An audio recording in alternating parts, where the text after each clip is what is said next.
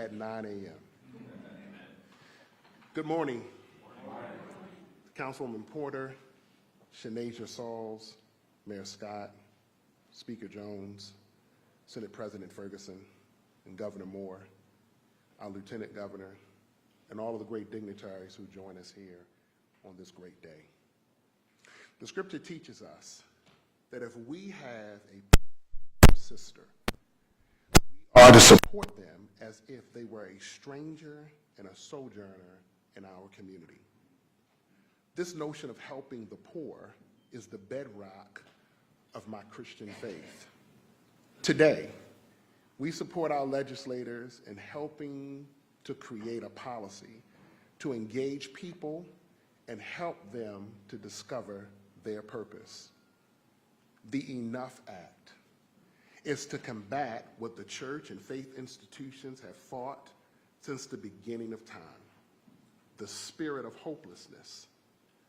I fear that the most dangerous person on the planet is not an ignorant person, nor an apathetic person, but a person who is without hope.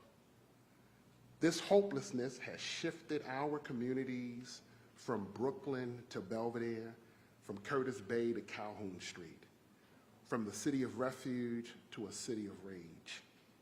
And consequently, oppressed people have become silent and accepting their own victimization.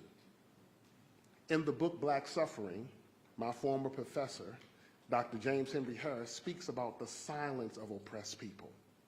And when one has been sentenced to silence, one fears the freedom of speech can only be experienced by those who grant the prisoner parole. Today, communities across this great city and in Brooklyn can break their silence with the Enough Act.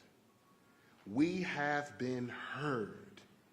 Enough with struggling schools, enough with antiquated strategies, enough with violence being the voice of our community, enough with being the victim of our own circumstances.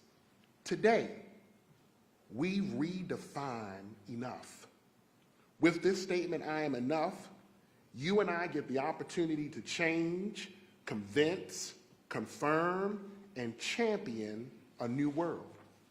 It can and it will work. Beloved, we serve a God who is more than enough.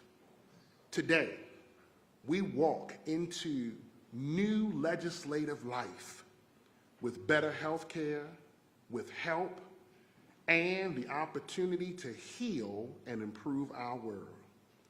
I can hear those words from one of the greatest musicals ever created, called The Wiz, where they conclude with that great song, "Can you hear a brand new day?" I hear it. Well, beloved, it is here. We have prayed for, believed for, and wished for an act that focuses on the least, the left out, and the looked over. Now, the other speakers will address the nuts and bolts this morning, but what stuck out to me with this historic legislation, this great opportunity, was the word opportunity. That is right. Those living on the margins will no longer feel minimal. It will help those move from the margins to the middle. In closing, I like to end with stories. This week, I had the opportunity to take my daughter to Memphis, Tennessee. She auditioned for the International Association of Black Dancers. And while traveling to Baltimore, Washington International Airport, my daughter started to cry. I looked at her and asked her, "Allie, why are you crying?" I thought she was crying because she would spend the next few days with her dad. Maybe she had a thought that maybe was beyond my notion. She says, "No, Dad, I'm not crying because I'm sad. I'm not crying because I'm upset. I'm not crying even because I'm mad. These tears that I have are tears of joy." I said, "Allie, are you a preacher?" She says, "No, Dad, I'm not a preacher. But these tears that I have are tears of joy because it just dawned on me. I have the opportunity to audition." I said, what an amazing preaching moment. My daughter who I think who has the best of both worlds. She lives a life that gives her the opportunity to have opportunities when she was able to now see that all opportunities are not equal and everyone does not have the opportunity that she has and afford the opportunity to move forward. Beloved, I want to encourage you this morning to really take it in, to inhale, to breathe, that those of us who sit in this room, in this sanctuary on this day, who has been granted and given opportunities to become whatever you so dreamed and desired to be, that there are other brothers and sisters that live in our community that don't have those opportunities. And today, you and I get the opportunity to help others have an opportunity to fulfill their God-given right, to reach their full potential, and to hopefully to develop their purpose. Well, I'm a Men Flowers, and I approve this message.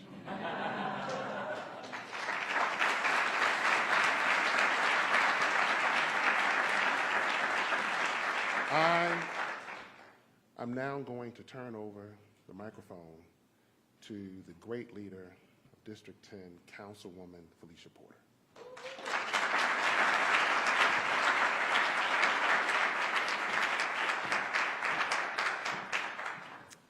Wow, how do you follow that? I want to first start out by saying, as legislators, we get tens of hundreds of emails, sometimes tens of thousands of emails every single day that come into our inbox about resources needed for different families, about the violence that is erupting within our communities, about food deserts, people having enough to eat every single day. And I just want you all to really understand the moment, the historic legacy moment of where we are in this time. The Enough Act provides us, and legislators, I'm gonna make some, I'm gonna go off script a little bit.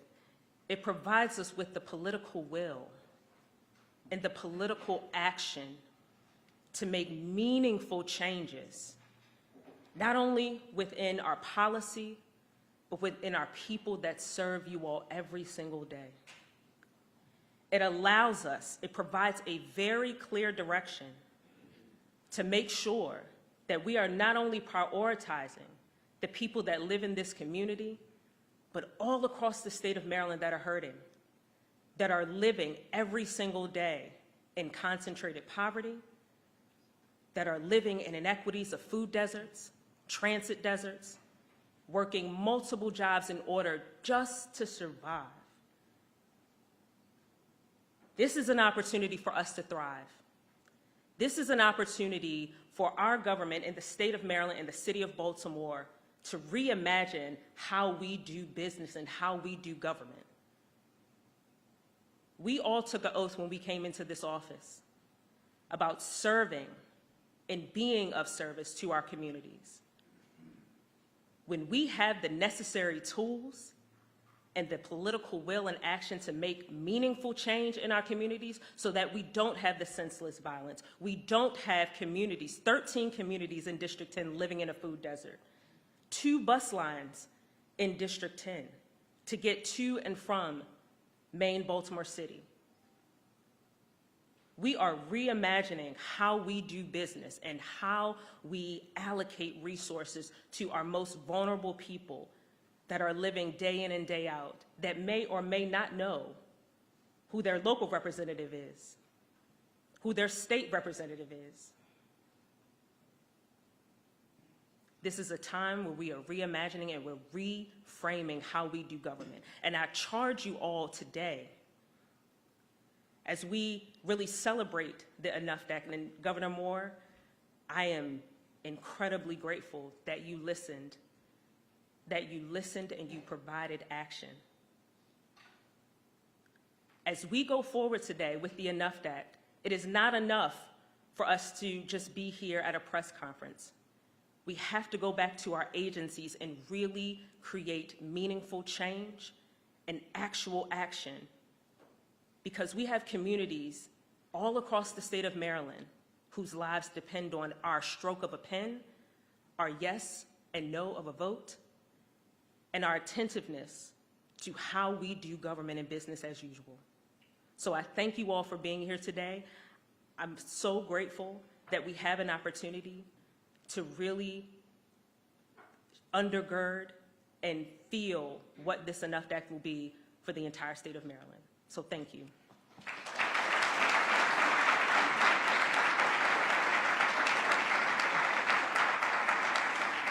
And now, I have the distinct honor of introducing Dr. Sauls from the Baltimore Community Foundation.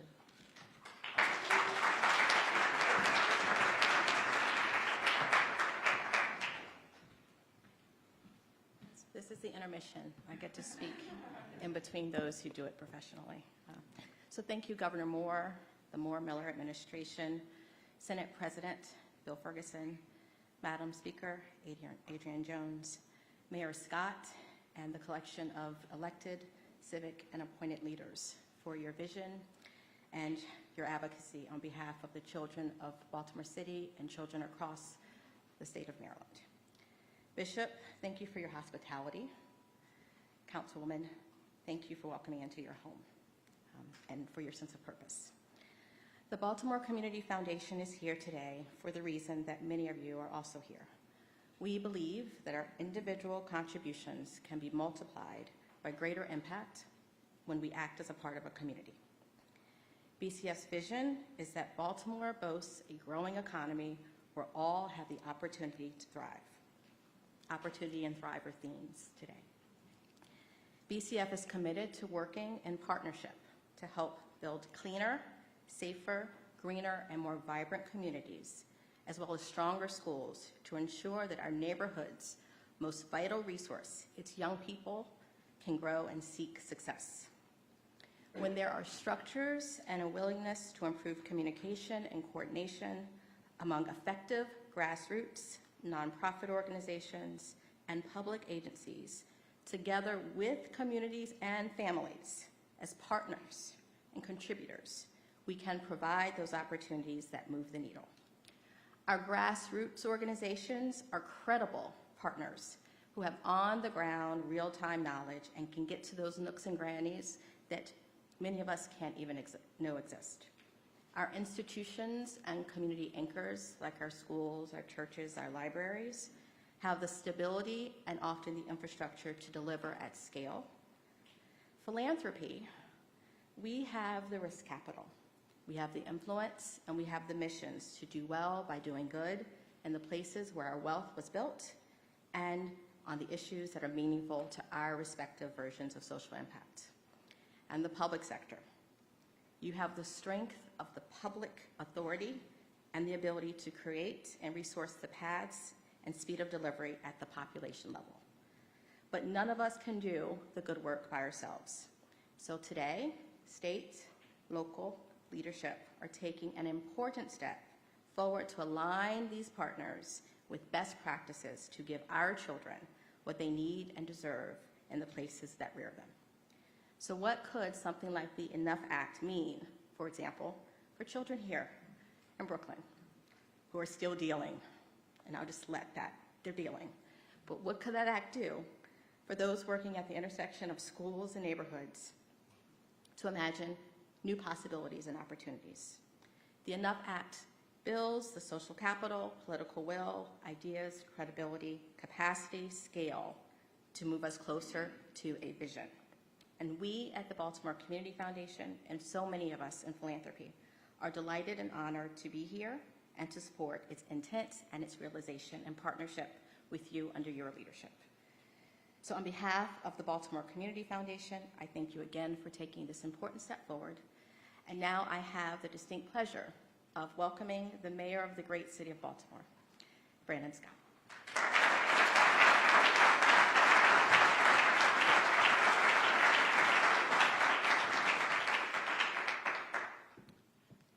Good morning. That That's about right this morning. We all should be a little in mourning.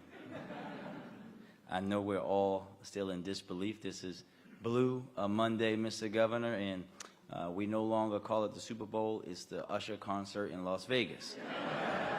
So now that we have that out the way, we'll power on today, because today's announcement is far too important to be overshadowed by anything. Pastor, thank you for allowing me back here to life. I love this church so much because it's a church we often hear about, churches that are in communities. But I always say that this church and many others here in Brooklyn are really of the community. You can come here on a Saturday morning or a Saturday evening. I feel like I've been to birthday parties, community meetings.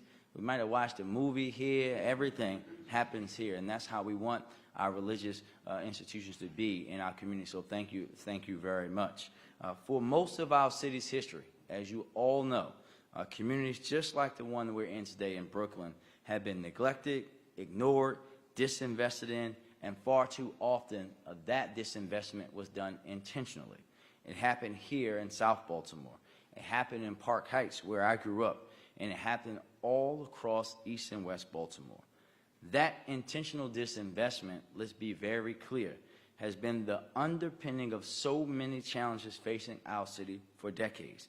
And changing it is one of the very reasons I got into public service in the first place. Because when you live in a neighborhood that is the center of the world for a horse race, but every other day of the year you're not even treated as human, it has a direct impact on you. Mr. Governor, I've always been very crystal clear that I am no different than many of those who I grew up with, some who are no longer here, some who are struggling with addiction, and some who, like me, quote unquote, made it out. The opportunities I was afforded in my life, be it going to Roland Park Middle, Mr. President, and not Green Spring Middle, seeing the country with the mighty Mervo track team, but most importantly, it was the life provided for me by my hard-working parents and grandparents. My mom, a union worker, my granddad, a union worker, my dad working for the family business. That opportunity for us to live in just a little bit better than the folks living next door to me meant everything for me and my brothers. And since the day I entered office, not just as mayor, but as a councilman, I have said that the overarching time for me in public office and of my administration as mayor is to start to overcome those decades of disinvestment so that many of Baltimore's neighborhoods that have endured that neglect for so long were finally seen and invested in. And we are making progress in that in every single way. Progress, as you know, Mr. Governor, on improving public safety the right way, as we are continuing to see violence in the city drop. Progress on ensuring that we are tackling, thank you, Mr. Secretary, the vacant housing crisis in Baltimore City in a very big way. Thank you, Mr. Governor. Progress on ensuring that new developments and new investment that is poured into our city doesn't just happen in the communities that touch the water, but happens all around the city for everyone to benefit from it. And progress in providing better opportunities for our most precious resource, Dr. Sauls, our young people, no matter their circumstances. But we've always known that in order to fully tackle this effort of overcoming this historic disinvestment, we need to work together. We need to utilize every tool available to all of us, and we need to all share the same goal. I knew the moment that they declared victory for Governor Moore and his administration that we finally have the type of partner in Annapolis that so many Baltimoreans have been waiting a lifetime for. And he has proved us right time and time again, so thank you, Mr. Governor. Today's announcement and the partnership you see at every level, from the governor to the fabulous Senate President to the Speaker of the House, who I'll introduce, our Councilwoman, our Lieutenant Governor, my counterparts, the county executives from Baltimore County and Anne Arundel County, that shows the willingness of all of us wanting to work towards this goal together. And it shows that the state of Maryland is willing to make the investments and the policy changes to truly see it through, to enact some real change through the Enough Act. I want to thank the governor and his administration for taking the lead on crafting this first-of-kind legislative mission at the state level. I am honored to stand here today with all of these partners in supporting this monumental piece of legislation that will help us tackle the root causes of poverty and usher in a new era for Marylanders and particularly Baltimoreans all across the great city. But I'm even more proud to get ready to do the tough work, because the real work begins after the legislation. Thank you very much, everyone.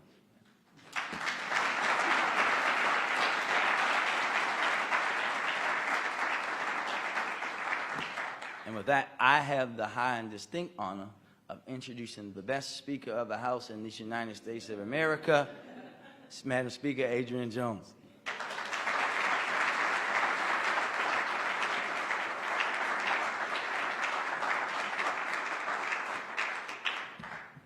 Okay. Good morning, everyone. Good morning. Over the past month, you probably heard me talk a lot about decency. I'm saying that because I'm not going to be talking about the Enough Act, because I want to save it for the main person that you here to see. I've been focused on this because we recently seen our political disagreements literally pull us apart. We've seen it in our communities, in our friendships, and in our families. As the divides between us grow, we've seen a rise in threats in our democracy, increased prejudice in our communities, and attacks on equity and inclusion. So this session, I am working to strengthen the basic values of decency and empathy that should guide our state and our society. Specifically, this effort would put safeguards and best practices in place to prevent intolerance and hate from taking further root in our state's institutions and schools. It seems like every day across our state, our worst instincts drive more and more of the conversation. As our civic divides have grown, we have lost sight of the shared values that should support our communities. We've forgotten how to talk to each other. We've forgotten how to listen to each other. We've forgotten how to see those who have been overlooked. I want us to get these values back. I want us to remember our social responsibility to protect the most vulnerable in our communities. I want us to help communities talk to each other about what they need, to help them invest in anchor institutions, and to help lift themselves up. This work is at the heart of Governor Moore's Enough Act. The community conversations, investments, and supports it could foster reinforces the values of decency and compassion. We need to create thriving communities across the state. To be clear, I am not asking for Marylanders who believe in what I believe in or compromise their values. We know that we'll never agree on everything, and we shouldn't. But our disagreements don't have to tear our communities down. I'm simply asking us all to show a little bit more decency, a little bit more respect, and a little bit more patience for the beliefs and the identities of our fellow Marylanders. In doing so, we can help our most vulnerable, our children, schools, and businesses live and coexist in strong and supportive communities. Thank you, and now let me turn it over to my partner in the Maryland General Assembly, Senate President Bill Ferguson.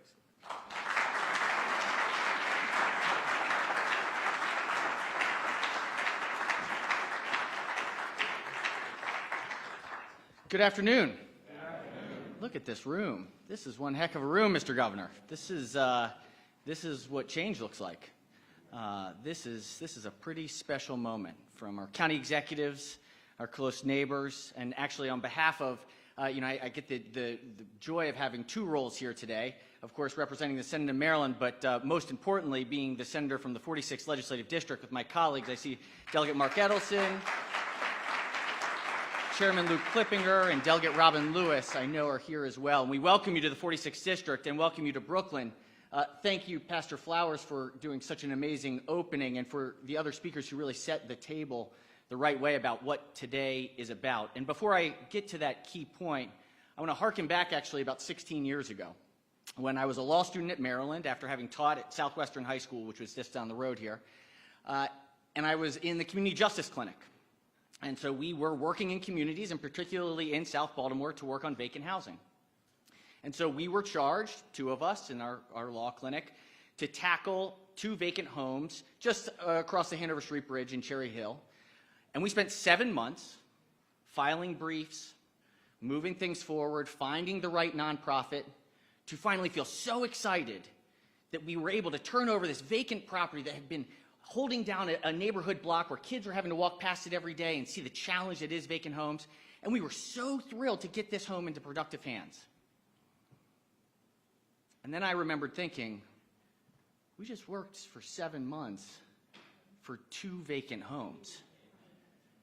And I thought to myself, when I think about the students that I was teaching at Southwestern, these 9th, 10th, and 11th graders, my biggest takeaway from teaching, amongst many, was that at the time, these 14, 15, and 16-year-olds were facing things that were harder every single day getting to and from school than what I had ever experienced in my life to that point.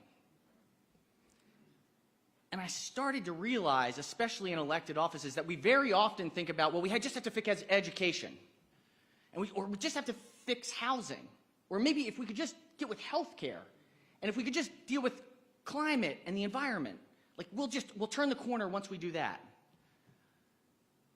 Well, there's a truth. It all works together. Every single piece matters. And when we think about amazing communities here in South Baltimore and the incredible work, as I see Ken Lane over there, who has been doing amazing, amazing work with Youth Resiliency Institute, with Cherry Hill Strong, with a number of community partners that are here today, here's the good news. We don't have to reinvent the wheel. Communities know what they want. They know what they need. And so why we're here today and why the Enough Act is so important and why we've seen it work in other places like Eastlake, or in Cincinnati, in places across the country, it's about focused, collaborative effort, not just by government, but with philanthropic partners, with the private sector, with agencies who have a dedicated focus, collaborating on a dedicated space. That is how you make change. And the good news is there's proof it works. So for those of you in the room today, after we pass this legislation, of course, we got a lot of work to do. This is the right step. But as I've said to the governor many times over this last year, when I step back and think, what do I really care about now? As I think back as a former teacher, as a law student working, what do I really think right now?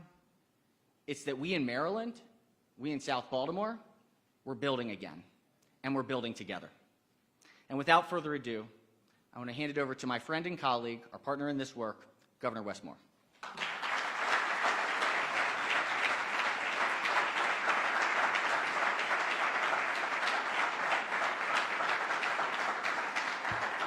Thank you all. Good morning. Good morning. Good morning. And Pastor, I want to say, Pastor Flowers, I want to say thank you. Thank you for having us here. Thank you for hosting us here. I see my pastor over in the corner, so I hope you don't mind me saying today is a day that the Lord hath made. Let us rejoice and be glad in it. This is a powerful day. And I want to start, President Ferguson, it's not just a joy to have you as a friend and a partner in this work, but also a real thought partner and a leader. And I'm grateful for not just the introduction, but I'm grateful for the fact that your leadership is a big reason why we are here today. Just to be able to share this stage with people who I don't just respect and admire, but I will follow anywhere. Speaker Jones, another person, just so grateful for all you continue to do for each and every one of us. our fantastic mayor, Mayor Scott, just thank you and bless you. And you're right, progress is happening. I think about the work of Dr. Shanacia Sauls, who I've known now for decades. And I continue to be proud of you, my friend, and everything you continue to do. And Councilwoman Porter, who I think about what it means to show a level of nonstop commitment and devotion to a community, and that's you, and that's what you just continue to do. And, you know, every so often, my phone rings in the middle of the night. And the one thing I've come to learn is that when my phone rings in the middle of the night, it's never good news. And about 7 months ago, I got one of those calls. And I got a call from Mayor Scott. And Mayor Scott told me that there was a mass shooting in Brooklyn. And immediately, we identified what the community needed in both the short and the long term. Immediately, we mobilized agencies and coordinated law enforcement so Marylanders could get the support that they needed. Immediately, I knew that Mayor Scott, nor I, nor so many people who were the first responders, their getting sleep that night was done. And that night, while we focused on the tragedy that stood in front of us, in the days and the months after, I was enabled to shake a much deeper and a much more enduring tragedy that was taking place in this community. Because in Maryland statewide, the median household income is $98,000. In Brooklyn, the median income is $35,000. In Maryland statewide, about 1 in 10 students will not finish high school. In Brooklyn, 1 in 3 students will not finish high school. In Maryland statewide, about 1 in 8 children are living in poverty. In Brooklyn, about 1 in 2 children are living in poverty. And the reality is that we've seen these numbers consistent in Brooklyn for well over a decade. These statistics, these trends, they tell a story. And they tell a story that this community has gone unseen. This community has gone unheard. This community has gone underestimated. It's a story that we keep witnessing all over our state, from Mountain, Maryland, all the way to the Eastern Shore and everywhere in between. It's a story that repeats itself, that if you are born into poverty, chances are you will die in poverty. So we owe it to our people to disrupt these patterns that drive pain, that drive hardship, and that drive tragedy. We owe it to our state to unlock the promise of our communities. And so today, we stand here, this remarkable room of public servants and leaders. We stand here and we do say enough. Enough of wasted potential, enough of cycles of crime, enough of lost opportunities. And I'm honored to stand with our partners in government and community to unveil the Enough Act. This bill, which the Moore-Miller administration and Madam Lieutenant Governor, I'm so proud and thankful to be your partner inside this work. This bill continues the frontal assault on child poverty that we launched on our inauguration day. And this bill will be the first of its kind in the nation coming from a state. Enough will channel targeted private, philanthropic, and state resources towards communities across our states with high rates of generational child poverty. And instead of just freely spreading money around, we're going to target the places that are most in need of our help and also place the right accountability around that capital. And we're going to do it in a way that follows local and national best practices. For years, leaders in the private sector and philanthropic community have been driving change by focusing on places and people, and it's time now for government to catch up. It's time now for state government to be able to put a place-based focus on the way that we do our work too. Because you see, this legislation is not just about a renewed focus on poverty. This legislation represents a new way of governing. We believe in following the data. We believe in efficient and effective investments. And most importantly, we believe that the people who are closest to the problems are the ones closest to the solutions. We just need to make sure that they're at the table. Government can provide resources and expertise and collaboration, but to truly address challenges like poverty, you need to recruit the people who are already on the ground. We need to recruit people like Pastor Flowers, who's a pillar of the community. We need to recruit community organizations that are doing the work. The people who've been fighting these fights for their whole lives, they know their neighborhoods, they know their communities, and we desperately need your help to make sure that we can get it right. Because every community is unique, and every community faces unique challenges. Maybe in your community, there's no job training where you live. Maybe in your community, there's no transportation. Maybe in your community, that the nearest healthcare provider is actually across state lines. Maybe in your community, it's not safe for kids to play after school. Maybe in your community, local entrepreneurs aren't able to access the capital that can help them to grow their businesses. Maybe in your community, the answer is just yes. It's all of it. When it comes to communities struggling with poverty, there are likely many problems that need to be addressed all at once, and our village elders know what those problems are and how to fix them. And so that's why this legislation calls on community leaders to come together and create comprehensive plans on how to make their neighborhoods better. The premise of the Enough Act is simple. Leaders in our communities will provide the vision. The state will provide the support, and not the other way around. We will fund winning proposals with a mix of public and private money. We will build partnerships with communities so they can benefit from the muscle and the coordination of government, and we will do so through the Governor's Office for Children, led by the spectacular leadership of Carmel Martin. And I want to be clear. We aren't asking neighborhoods to craft proposals by themselves. We've laid out clear guidelines and guidance for the kinds of priorities that we want these proposals to include. And that means we want to create safe and thriving communities in urban, rural, and suburban parts of our state. We want to support healthy and economically secure families in urban, rural, and suburban parts of our state. We want to ensure access to high-quality education and high-quality health care for our children, from cradle to career in urban, rural, and suburban parts of our state. The proposals we're asking for will give us a roadmap. A roadmap for elevating our communities that's written by our communities and not simply for them. We will lean on these roadmaps to guide our work and hopefully guide the work of others in state government as well.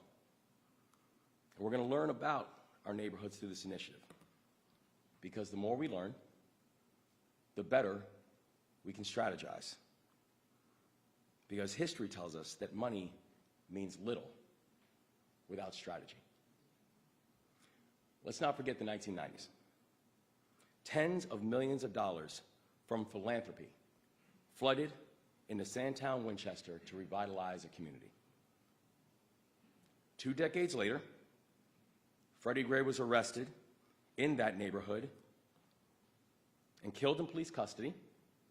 And after his death, millions more went into Sandtown, Winchester. What's the result? Today, the poverty rate in Sandtown, Winchester is more than double the state average. Decades later. Money is important. Strategy is imperative. We need to spend smarter. We need to spend wiser across state programs in a way that follows the data and responds to the needs of the community, and that's exactly what the Enough Act is all about. Together, we will help transform distressed communities into places with top schools and good jobs and safe communities and quality housing and economic momentum. That's the future that we're trying to build. That's the future that our communities deserve. And we're going to build it in partnership. in partnership with each and every one of you. And that includes our 2 presiding officers. And I have to tell you how much it means to all of us that not just that you're here, and not just your full-throated support for this piece of legislation, but for the leadership you continue to show. And I'm grateful to have both of you as partners inside this work. Their presence sends a message that fighting child poverty is not just the priority of the Moore-Miller administration. Fighting child poverty is the aspiration of our entire state. We've got a lot of work ahead of us. But today, we take a big step forward. And we believe the positive effects of this legislation will ripple out across every single corner of our state. That the community partnerships that apply to join this initiative will lead our battle to end child poverty statewide. They'll test and prove new approaches that we can spread. And by lifting more Marylanders out of poverty, we will build a more competitive Maryland for everybody.